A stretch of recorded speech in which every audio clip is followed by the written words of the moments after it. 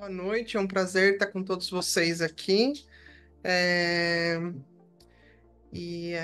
a ideia aqui hoje é a gente falar, né? Eu sei que vão ter ao longo da semana várias palestras, né? Super interessantes aí, muita gente fera no evento. Ah, a ideia aqui hoje é falar um pouquinho da plataforma da IBM, né? Como que a IBM está pensando esse futuro, quais são os planos, quais são os casos de usos, eh, que os nossos clientes estão trabalhando, né? Compartilhar um pouquinho dessas informações, né? Semana passada a gente teve a primeira conferência, né, aberta da IBM, o Quantum Developer, né, para Qiskit. Então, foi lá em Nova York, né, lá em Yorktown Heights, que é onde fica, né, a área de pesquisa da IBM. E teve alguns anúncios, né, algumas outras notícias, principalmente em relação ao hardware, né, e tudo mais. E a ideia é a gente comentar um pouquinho hoje do que a IBM está pensando, tá bom? Então vamos lá, aqui tem um link para o um código de barras para o meu LinkedIn, para quem quiser depois me seguir, me acompanhar aí. Eu também estou sempre postando algumas coisas. Então vamos lá, né? Então aqui a ideia é falar, né?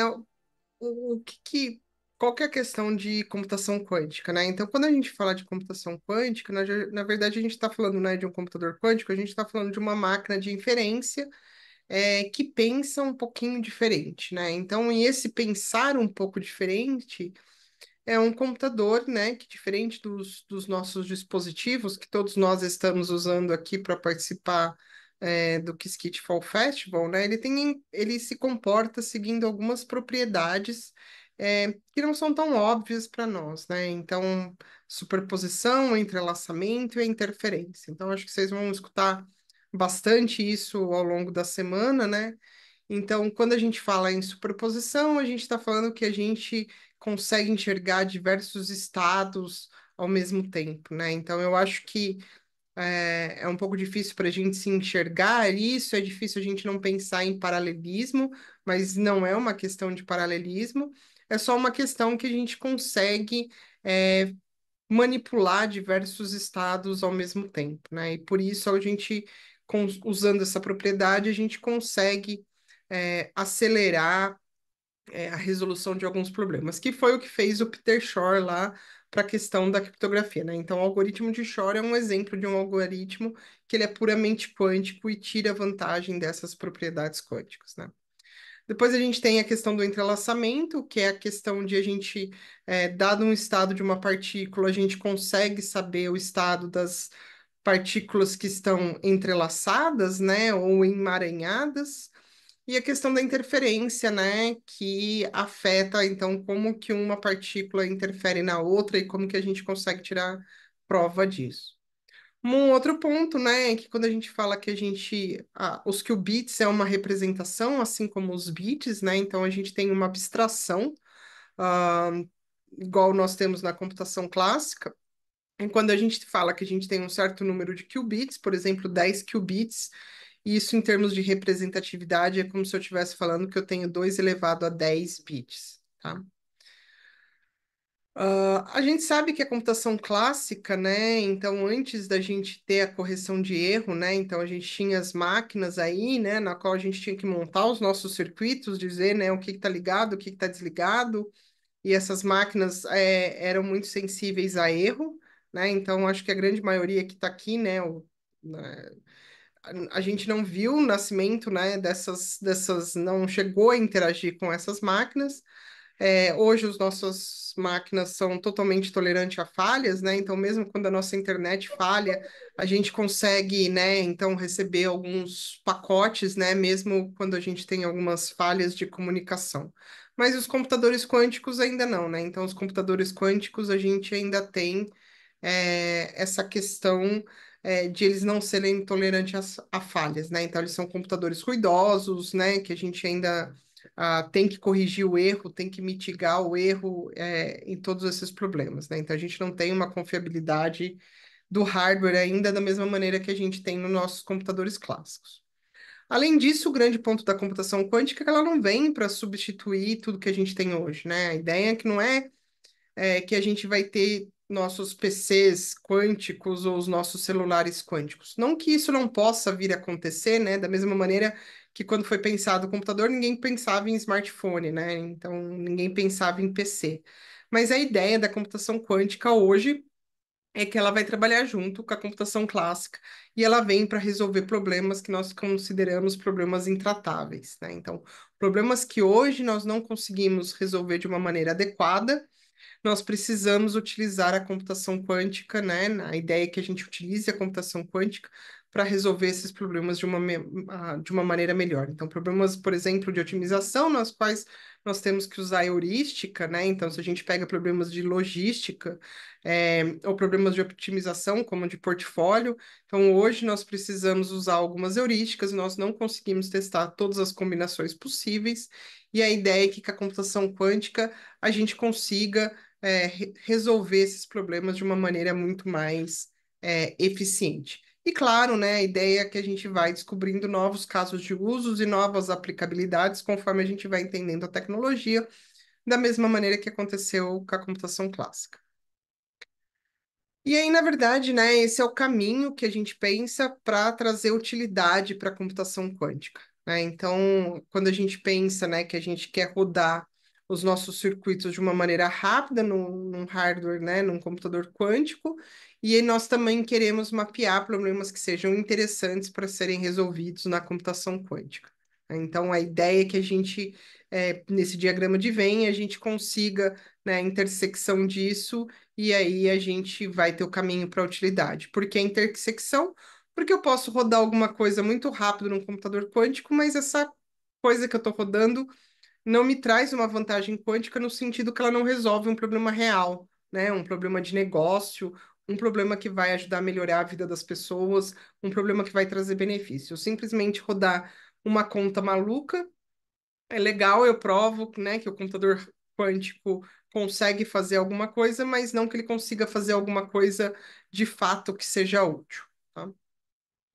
E por que que a gente está falando disso agora, né? Então, porque a gente sabe que quando nós temos pessoas que adotam cedo essa tecnologia, elas conseguem capturar muito mais o valor dessa tecnologia, porque elas entendem melhor essa tecnologia, né? Então, elas conseguem tirar um melhor proveito dessa tecnologia. Então, a gente viu muito isso com ciência de dados, com a inteligência artificial, e a gente vai ver isso, nós vamos ver isso também com a computação quântica, tá?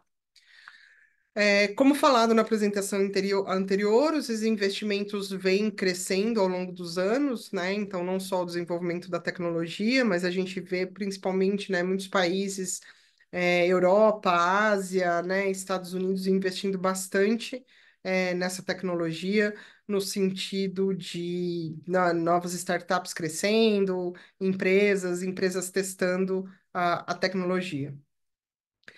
E aí, no caso do IBM, a gente fala que nós estamos na era da utilidade, né? E o que, que significa estar na era da utilidade? Bom, o primeiro computador da IBM foi criado em 4 de maio de 2016, né? Para os nerds de plantão, May 4th, né? May the 4th be with you, né? Então, 4 a 8 anos, né, atrás foi criado o computador e esse computador era pequeno, né? Tinha 3 qubits, né? Depois 5, depois 7, depois 16 e assim foi crescendo.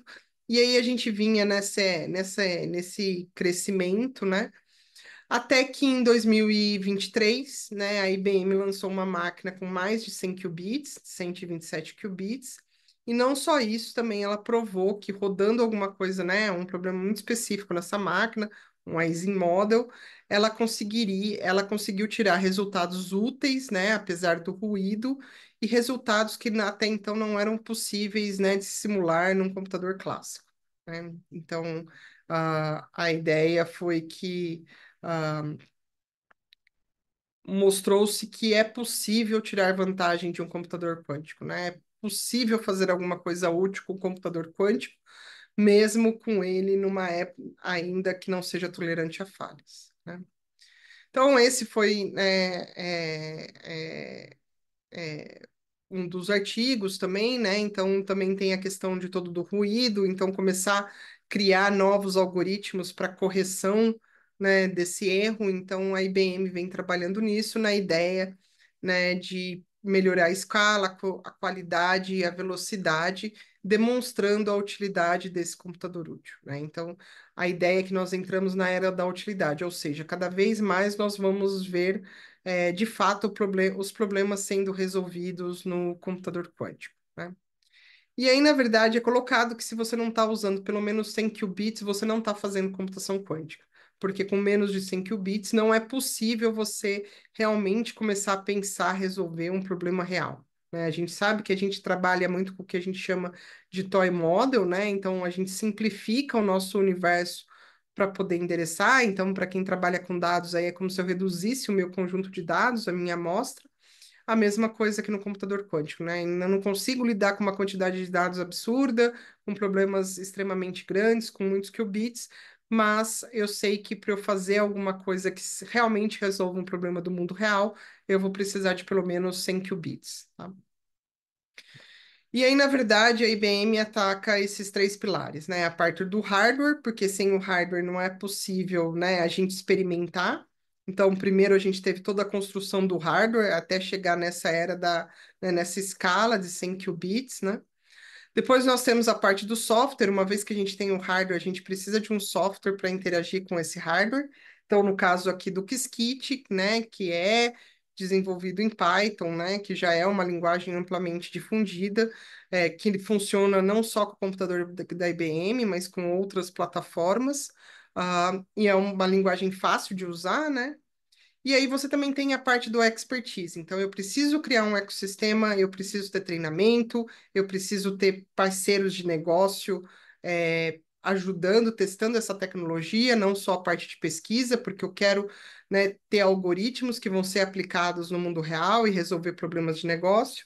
E eu tenho que ter todo esse roadmap de desenvolvimento e inovação, né? Então, são três coisas que andam em paralelo, né? Não dá para fazer uma sem as outras, né?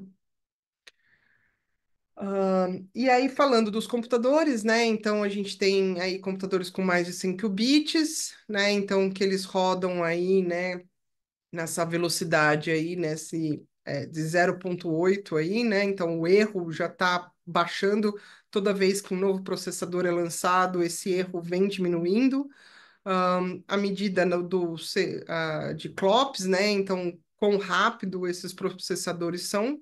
E a ideia, né, que a gente consiga rodar aí, né, até foi rodado 5.000 portas lógicas de 2 qubits, né? Então, um experimento que a IBM tinha um desafio, né, de 100%, que era, na verdade, eu quero rodar com mais de 100 qubits, circuitos com mais de 100 portas lógicas de profundidade, porque se sabe que quanto maior o circuito, maior a profundidade desse circuito, maior o erro, né? Então, foi rodado esses experimentos que foram apresentados aí a semana passada na conferência, tá tudo no blog lá da página do IBM Quantum, né? Então a gente teve todas essas atualizações, até de novos hardwares, né? Começando a conectar circuitos, né? Então eu consigo conectar 2 qubits que estão em chips diferentes, né? Chips que estão conectados entre si, mas não no mesmo chip. Então teve diversos avanços aí na parte do hardware e na parte da diminuição de erro, né? Então, eles querem, né? Então, esses processadores, né? Então, esses couplers, né? Então, eles têm o L-couplers, o M-couplers e o I-couplers, e aí, na verdade, é como que eu vou constituir esses circuitos, tá? Eu não vou ficar entrando aqui no hardware. Quem quiser saber mais detalhes, é só entrar lá na página da IBM, que tá, tudo explicadinho os testes. E aí, que nem eu falei, né? A gente entrou na era da utilidade, e aí o que nós estamos esperando e trabalhando para entrar na era da vantagem quântica, ou seja, quando de fato eu consigo resolver eficientemente um problema que até então eu não conseguia resolver de uma maneira eficiente na computação clássica, né? Então, criar esses novos métodos. E aí, os dois erros, né? O paper sobre a utilidade, né? E o paper sobre a correção de erros, né? Então, essa correção de erros aqui, né, chegou a avançar aí em 10 anos o número de qubits que são necessários. E aí, na verdade, o que a gente fala aqui, né, é como que a gente está fazendo isso, né? Então, a gente está desenvolvendo os computadores que estão na nuvem, né, e podem ser acessados por qualquer um. Então, todo mundo pode criar uma conta lá, ter 10 minutos de graça por mês para brincar com esses computadores. A gente está criando, né, todo um roadmap de desenvolvimento e inovação. A gente está criando essa comunidade, né, de parceiros e clientes que usam as nossas máquinas e fazem pesquisa juntamente com a IBM. E aí a gente está avançando no Qiskit, né? Em março, o Qiskit sofreu uma grande atualização, que foi para a versão 1.0, e muita coisa foi mudada para ficar mais eficiente. E além disso, a gente tem toda a parte do que nós chamamos de Quantum Safe, que é como trazer essa computação quântica para o mundo de uma maneira mais segura. Aqui, né, então, falando um pouco desse roadmap, então eles não mandaram ainda a versão atualizada, mas aqui em 2004, 2024, muitas coisas, né, aqui já foram feitas do tiquezinho, então a gente rodou o Aeron com 156 qubits, se eu não me engano, eles aumentaram aqui o número ao invés de 133, e eles rodaram, né, com circuitos, né, com 5.000 portas lógicas, né. Também foi mostrado o Flamingo e o Crossbill, todos esses daqui como protótipo, né, mas mostrando que é possível, então esses chips provavelmente ainda não vão estar disponíveis para ser usados, é, né, pelos parceiros, pelos clientes ou por nós na cloud, mas foram feitos alguns testes, e aí a gente tem toda a parte de gerenciamento de recursos, né, de bibliotecas e tudo mais que vem sendo. Então, a parte de transpilação, para quem não sabe, a transpilação, quando a gente faz um código, a gente vai depois ter que dizer, né, quando isso daí for traduzido para a linguagem de máquina, quais são realmente os qubits dos chips que vão ser usados. Então, a gente já tem esse serviço por IA, a gente também lançou um Code Assistant usando LLM para ajudar a programar em Qiskit. A gente melhorou toda essa questão de gerenciamento de recurso, né? O que roda onde e como que isso roda. E a gente lançou as funções, né? Então, essas funções é como se fossem software, serviços que são feitos por parceiros e são disponibilizados na nuvem da IBM para os clientes premium. Então, você tem um software lá, vamos supor, a análise de portfólio. Então, você pode ir lá, um cliente pode ir lá e pedir o licenciamento daquele software e testar, né? Que vai estar usando o Qiskit, mas é algo jamais encapsulado, tá? Então, tudo isso vem sendo avançado. Então, claro que a gente tem, né, essas. A gente acaba tendo muita comparação, né? Então, principalmente a comparação com GPU. Então, claro que a gente consegue fazer algumas simulações, né? Algumas coisas é óbvio que vão ser resolvidas em GPU, mas não é o propósito da computação quântica. Então, tanto a simulação, seja em computação clássica ou mesmo usando o GPU, vai conseguir chegar até um certo limite e aí depois eu realmente não vou conseguir usar isso para resolver nem todos os problemas e nem uma escala de problemas, tá?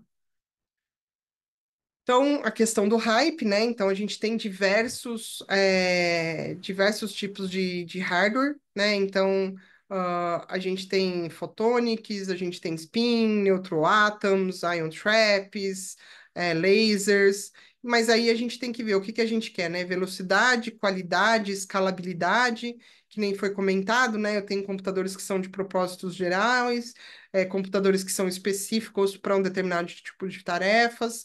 Outros não conseguem, por exemplo, realizar entrelaçamentos, né, ou emaranhamentos entre os qubits, né? Então, é importante a gente prestar atenção nisso.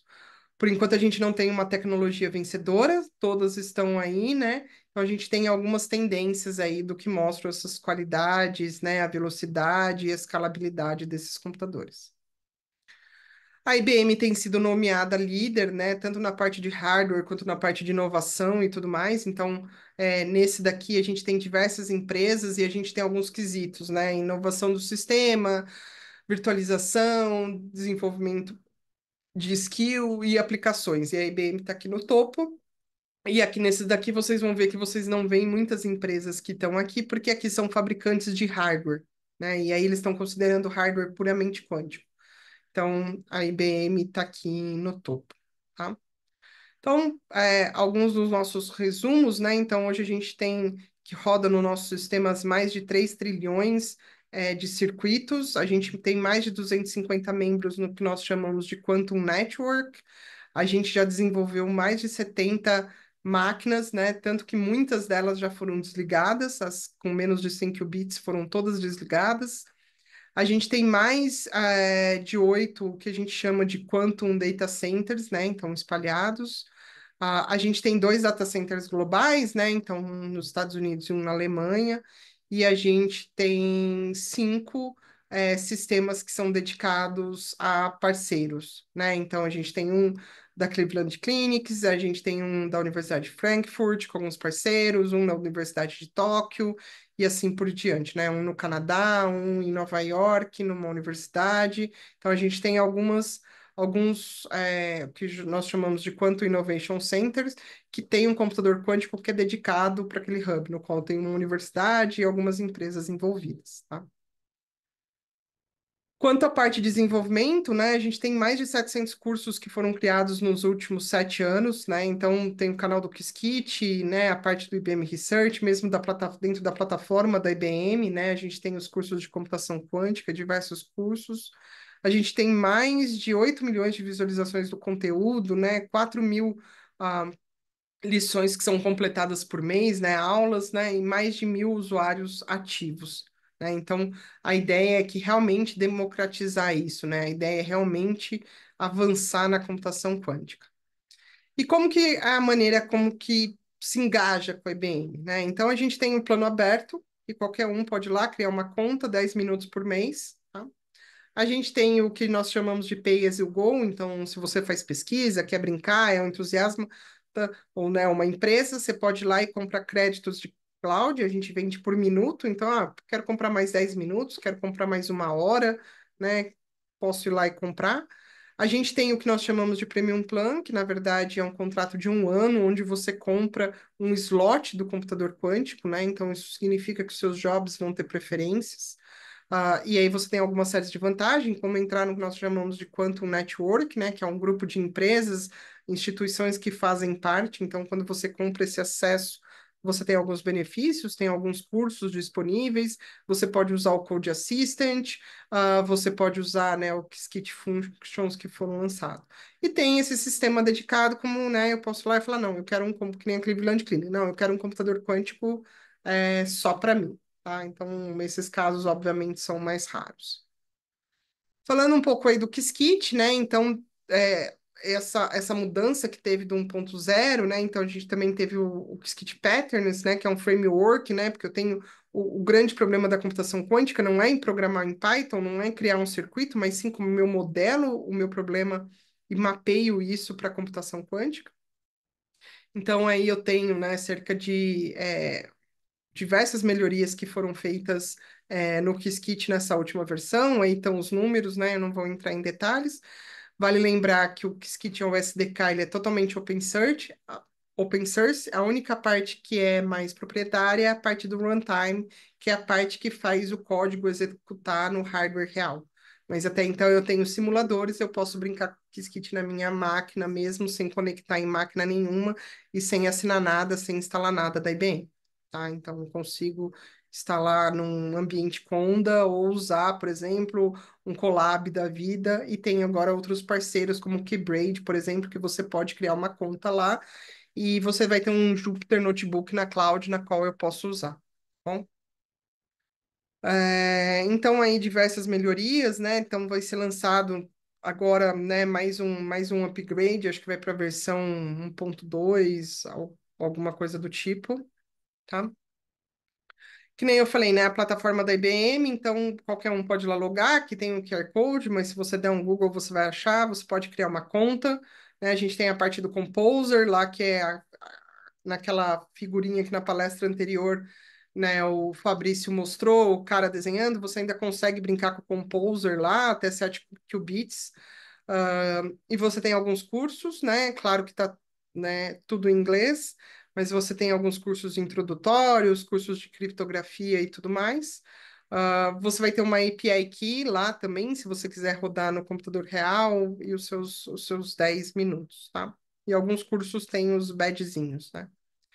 Então, como eu falei, a ideia, né, é que a gente crie, né, toda essa indústria ao redor da computação quântica, né? Então, avançar significa o quê, né?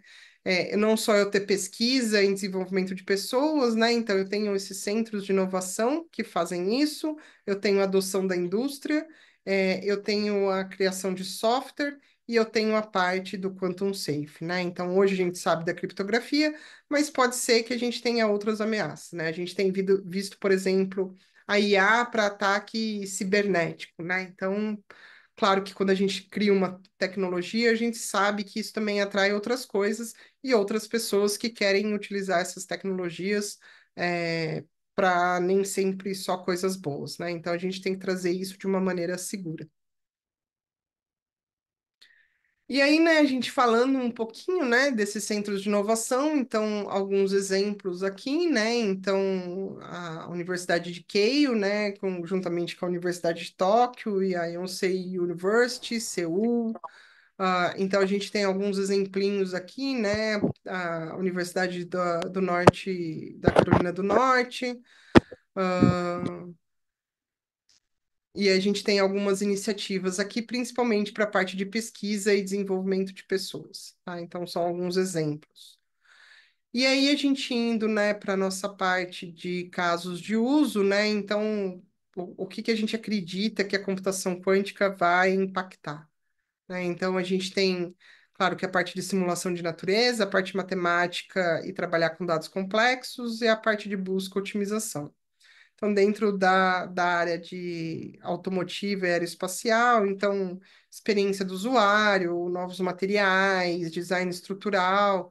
Dentro da parte financeira, a gente tem, né, detecção de fraude, otimização de portfólio, análise de risco, o que a gente está chamando de high-tech aí, né? Então, a gente tem toda a parte de imagem sísmica, né, de petróleo, questão de supply chain, né, a parte de manufatura, de schedule, né, como organizar a manufatura.